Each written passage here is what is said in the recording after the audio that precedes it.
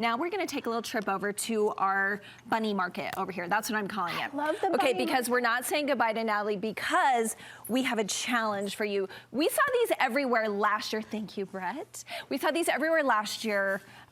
Now they're really everywhere. You know what I'm saying? This year. So this is our challenge. Are you ready? I'm ready. We're calling it the Bunny Fit Check Challenge. And what we're doing is we're giving all our creative guests this week 20 minutes to dress up your bunny using simple supplies.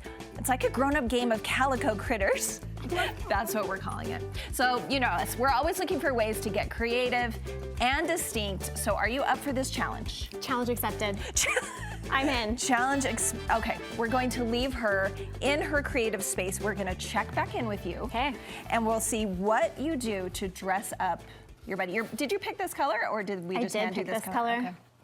I have a little surprise for my bunny. Okay, thanks, Natalie. We'll check back in with you. Get to work.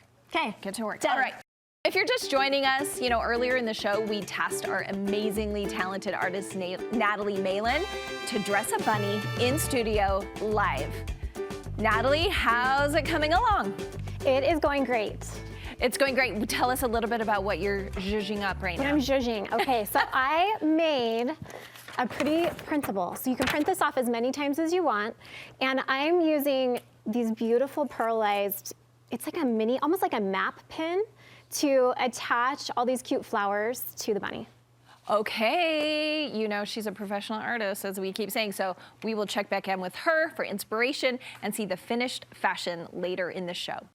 It is time. Ding! We gave Natalie Malan 20 minutes-ish and $20 to dress a bunny in our Bunny Fit Check Challenge. So I'm dying to see what she created.